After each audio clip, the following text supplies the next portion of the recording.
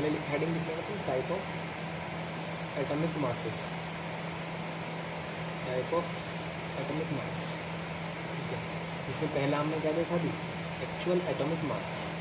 ठीक है, इसके डेफिनेशन क्या थी, mass of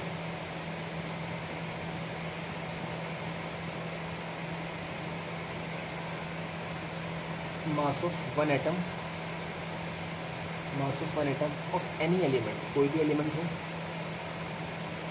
any element in ग्राम, किसमें लेना है हमने, ग्राम। ठीक है, यानी कि एक्चुअल एटॉमिक मास जो होगा वो क्या होगा, यानी कि number of proton plus number of neutron into 1.67 into 10⁻⁻24 ग्राम। और प्रोटॉन प्लस न्यूट्रॉन किसके बराबर होते थे, मास नंबर के, मास नंबर इंटू 1.67 इंटू 10⁻⁻24 ग्राम। ठीक है, तो अगर मेरे से बोला जाए एग्जाम्पल्स, मेरे से बोला जाए actual atomic mass of hydrogen बताओ, ठीक है, तो कितना आएगा, तो हाइड्रोजन का मास नंबर कितना होता है 1 इंटू 1.67 इंटू 10⁻⁻24 ग्राम। ठीक है, अगर बोला जाए एक्चुअल आर्म ऑफ ऑक्सीजन बताओ, ऑक्सीजन का मास नंबर कितना होगा, ऑक्सीजन क्या होता है 8 इंटू 16 10⁻⁻24, तो मास नंबर कितना होगा इसका 16, तो कितना आएगा 16 इंटू 1.67 इंटू 10⁻⁻24, ये क्या है, आर्म ऑफ ऑक्सीजन है। अगर मैं इसे बोला जाए actual atomic mass of sodium बताओ, सोडियम क्या होता है Na 11 इंटू 23, तो कितना आएगा इसका 23 इंटू 1.67 इंटू 10⁻⁻24 ग्राम। ठीक है, ऐसे अभी हमने क्या निकाला था, आर्म ऑफ कार्बन निकाला था, कार्बन क्या होता था 6 इंटू 12, इसका कितना होगा 12 इंटू 1.67 इंटू 10⁻⁻24 ग्राम, ये तो निकाला था अभी हमने। ठीक है, एक्चुअल एटॉमिक मास में कोई चीज़, कोई डाउट नहीं होना चाहिए। ठीक है, कुछ नोट्स नोट करके लिखना, जो इसको स्क्रीनशॉट लेना है इसका। ठीक है, स्क्रीनशॉट।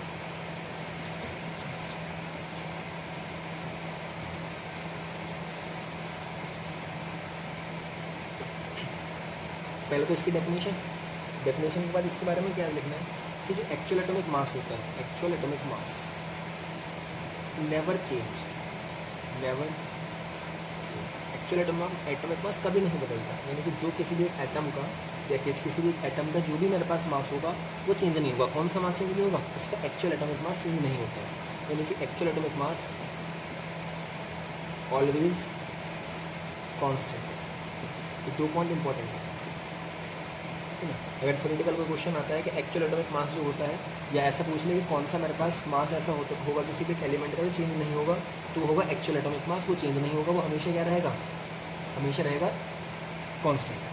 ठीक है, दूसरा टॉपिक, दूसरा आता है मेरे पास रिलेटिव एटॉमिक मास, राम, यानी कि रिलेटिव एटॉमिक मास। पहला था एक्चुअल एटॉमिक मास, सेकेंड आएगा मेरे पास रिलेटिव एटॉमिक मास। ठीक है, इसका फॉर्मूला क्या है, जो रिलेटिव एटॉमिक मास होता है वो होता है, ऊपर लिखोगे actual atomic mass, actual atomic mass upon 1/12 mass of carbon 12 atom, mass of carbon 12 atom. या दूसरा तरीका, ऊपर लिखो एक्चुअल एटॉमिक मास, और ये किसके बराबर था, हमने बताया था कि कार्बन 12 एटम इक्वल टू क्या था यहाँ पे, carbon 12 atom equal to mass number into 1 AMU। ठीक है, तो मास नंबर कितना था कार्बन 12 का 12, तो 1 AMU किसके बराबर आया था 1/12 ऑफ कार्बन 12 एटम का मास। ठीक है, ये तो था पिछले अभी थोड़ी देर पहले पढ़ाया था, यानी कि 1/12 कार्बन 12 का एटम किसके बराबर होगा 1 AMU के, और 1 AMU कितने के बराबर था 1.67 इंटू 10⁻⁻24 ग्राम। यहाँ पर मैं लिख सकता हूँ क्या 1.67 इंटू 10⁻⁻24। तो राम का डायरेक्ट फॉर्मूला क्या याद रखोगे, तो याद रखोगे actual atomic mass upon 1.67 into 10⁻⁻24। ठीक है, इतना समझ आया। ये पहला फॉर्मूला मेरे पास ये था रिलेटिव एटॉमिक मास का, एक्चुअल एटॉमिक मास ऊपर रिलेटिव का मतलब क्या होता है? रिलेटिव का मतलब किसी के रेस्पेक्ट में मैं बात कर रहा हूँ, तो किसके रेस्पेक्ट में? कार्बन 12 एटम के रेस्पेक्ट में, ठीक है ना। तो एक्चुअल तो समझ में आ गया, एक्चुअल मतलब कभी चेंज नहीं होगा, हमेशा कांस्टेंट रहेगा और ग्राम में मैं निकालूंगा, ठीक है। रिलेटिव जो होगा वो किसके रिलेटिव है? कार्बन 12 के, यानी कि इसके रेस्पेक्ट में हम निकालते हैं, ठीक है। तो नीचे रखा 1.67, यानी कि 1.67, ये मेरे पास फॉर्मूला बन के आया, ठीक है ना। रिलेटिव एटमिक मास कितने बराबर है? एक्चुअल एटमिक मास अपॉन 1.67 10⁻⁻²4, ठीक है। नेक्स्ट, अच्छा एक्चुअल एटमिक मास किसके बराबर था? जो एक्चुअल एटमिक मास था वो किसके बराबर था? वो था मास नंबर इंटू 1.67 इंटू 10⁻⁻24 ग्राम अपॉन नीचे क्या है 1.67 इंटू 10⁻⁻24, ठीक है भाई। एक्चुअल एटमिक मास अभी निकाला ना तुमने, एक्चुअल एटमिक मास कितने किसके बराबर था? अभी दिखान में क्या एक्चुअल एटमिक मास क्या था? ये था मास नंबर इंटू 1.67 इंटू 10⁻⁻24 ग्राम। ये अभी हमने देखा, ठीक है। तो यहाँ पे एक्चुअल एटमिक मास की जगह मैंने ये रख दिया, तो मेरे पास ये बन गया, इससे ये कट जाएगा। तो फाइनली जो रिलेटिव एटमिक मास होगा वो किसके बराबर आएगा? वो आएगा मेरे पास मास नंबर का। किसके बराबर आएगा? मास नंबर के, यानी किसी भी एक एटम के अंदर जो मेरा मास नंबर है वही मेरा क्या है? रिलेटिव एटमिक मास है। जो मेरे पास मास नंबर है वही मेरे पास क्या है? वही जो मास नंबर है वही क्या है मेरे पास? रिलेटिव एटमिक मास है, ठीक है। तो अभी तक दो चीज़ आए, इतना एक बार देखना, relative atomic mass, actual atomic mass upon 1/12 of mass of carbon 12 atom, actual atomic mass upon 1.67 10⁻⁻24, क्योंकि इसकी वैल्यू क्या थी? इसमें के बराबर थी। Actual atomic mass upon 1.67 into 10⁻⁻24, actual atomic mass किसके बराबर था? मास नंबर इंटू 1.67 इंटू 10⁻⁻24 रखा, इससे ये कटा, तो रिलेटिव एटमिक मास किसके बराबर आया? मास नंबर का, ठीक है। तो मेरे पास दो टाइप के मास आए, पहला था एक्चुअल एटॉमिक मास जो कि बराबर था किसके? मास नंबर से, तो इसकी मल्टीप्लाई कर दो 1.67 10⁻⁻24, जो कि ग्राम में होता है। यानी कि एक्चुअल एटॉमिक मास किस में होता है? ग्राम में होता है। यानी कि मास एक एटम का, किसी भी एलिमेंट के एक एटम का मास ग्राम में रखोगे तो वो एक्चुअल एटॉमिक मास होगा। रिलेटिव एटॉमिक मास क्या होगा? ये होगा सीधा सीधा मास नंबर के बराबर, सीधा सीधा किसके?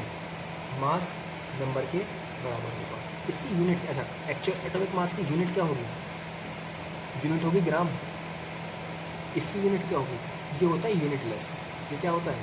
इसकी कोई यूनिट नहीं होती, तो ग्राम, AMU ऐसी कोई यूनिट नहीं होती, बट इट एक्सप्रेस्ड एज, ये किसमें एक्सप्रेस करते हैं इसको? But it expressed as in AMU, इसको हम एक्सप्रेस करते हैं AMU में। हालांकि अगर कोई पूछे रिलेटिव एटॉमिक मास की यूनिट क्या होती है तो बोलोगे यूनिटलेस है। क्या है ये यूनिटलेस है, लेकिन इसको हम एक्सप्रेस करते हैं AMU के अंदर। इसके आगे हम क्या लिख देते हैं? AMU, ठीक है ना। लेकिन इसकी कोई यूनिट नहीं होती है। एक्चुअल एटॉमिक मास की यूनिट क्या होती है? एक्चुअल एटॉमिक मास की यूनिट होती है ग्राम, जो कि वैल्यू है इतनी, ठीक है। दूसरी चीज़, एक्चुअल एटॉमिक जो रिलेटिव एटॉमिक मास होता है, ये याद रखना कि on changing the scale, on changing the scale of comparison relative atomic mass changes। जबकि एक्चुअल एटॉमिक मास ये क्या था? ये कांस्टेंट था, ये नहीं बदलता कहीं पर भी। लेकिन रिलेटिव एटॉमिक मास क्या करता है? ये चेंज हो सकता है। क्यों चेंज हो सकता है? क्योंकि रिलेटिव एटॉमिक मास किसके रिस्पेक्ट में मैं निकाल रहा था? ये निकाल रहा था मैं कार्बन 12 एटम के। अगर मैं ये बदल दूँ, कार्बन 12 की जगह कुछ और यूज़ कर लूँगा, तो रिलेटिव एटॉमिक मास बदल जाएगा। कैसे बदलेगा उसके क्वेश्चंस करेंगे आगे। अभी फिलहाल याद रखना है आम और राम में एक्चुअल एटॉमिक मास ये होता है, यूनिट ग्राम होती है। रिलेटिव एटॉमिक मास मास नंबर के बराबर होता है, यूनिटलेस होता है, लेकिन AMU में हम रखते हैं। स्केल चेंज करने पर ग्राम चेंज होता है, रिलेटिव एटॉमिक मास चेंज हो सकता है, जबकि आम एक्चुअल एटॉमिक मास चेंज नहीं होता है, ये कांस्टेंट होता है, ठीक है। दो चीज़ हो गई, ये समझ में आना चाहिए।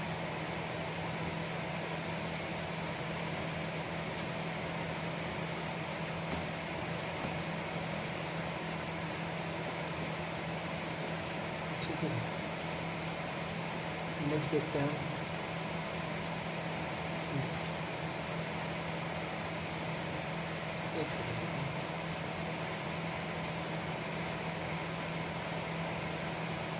मैं एक टेबल बनाता हूँ। इसमें तुम बताना कौन सी चीज़ क्या है। ठीक है, देखो मैंने लिखा इधर एलिमेंट, इधर बताना है तुमने इसका एक्चुअल एटॉमिक मास कितना है, इधर बताना है इसका रिलेटिव एटॉमिक मास कितना है। ठीक है, एलिमेंट एलिमेंट हमारे पास हाइड्रोजन, ऑक्सीजन, नाइट्रोजन, सोडियम और पोटेशियम। ठीक है ना, हाइड्रोजन का 1, ऑक्सीजन का इसका 1 मानते हैं, इसका 16, इसका 14, इसका 23 और इसका 31। इसका मैं मास नंबर मैंने लिख दिया। ठीक है, रिलेटिव एटॉमिक मास कितना था पहले लिखे ना, आम एक्चुअल एटॉमिक मास। एक्चुअल एटॉमिक मास क्या होता था, मास नंबर इंटू 1.67 इंटू 10 की पावर -24 ग्राम में।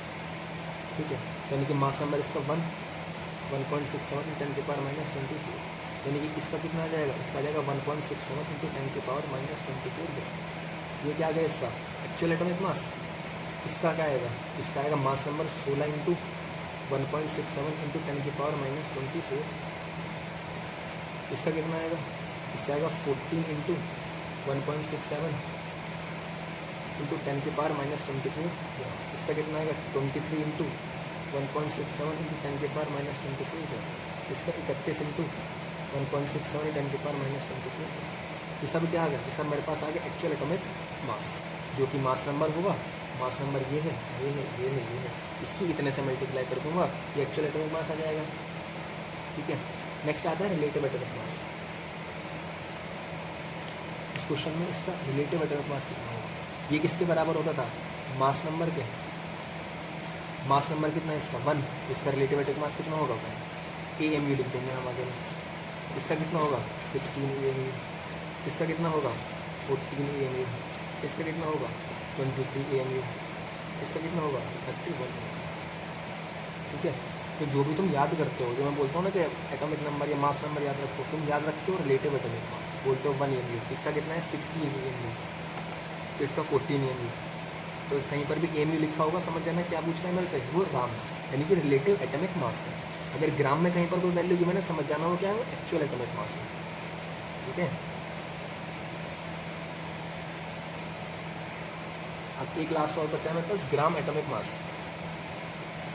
ठीक है, 3 टाइप के mass, actual atomic mass, relative atomic mass और ग्राम एटॉमिक मास। नेक्स्ट है मेरे पास gram atomic mass. Gram atomic mass, इसको हम लिखेंगे GAM, ग्राम। ठीक है, ये कुछ नहीं, simple, it is the value of relative atomic mass in gram. यानी कि जो रिलेटिव एटॉमिक मास की वैल्यू होगी उसी को ग्राम में लिख दोगे तो वो ग्राम एटॉमिक मास होगा।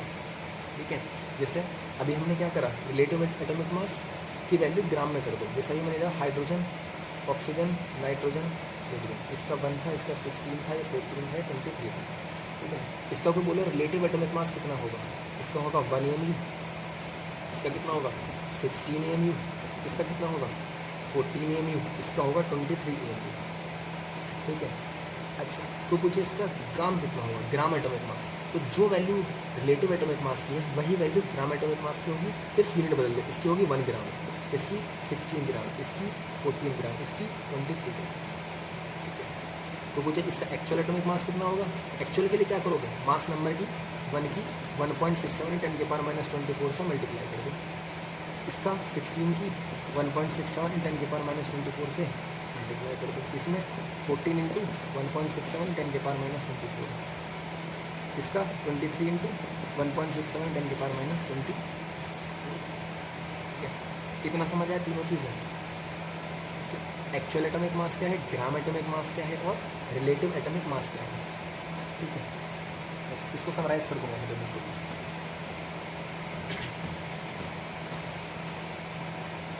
देखो 3 टाइप के मास, एक पेज पे पूरा आ जाएगा, actual atomic mass, relative atomic mass और ग्राम एटॉमिक मास। ठीक है, एक्चुअल एटॉमिक मास क्या था, मास ऑफ 1 एटम इन ग्राम में। ठीक है, यानी कि इसकी वैल्यू कितनी होती थी, मास नंबर इंटू 1.67 इंटू 10⁻⁻24 ग्राम।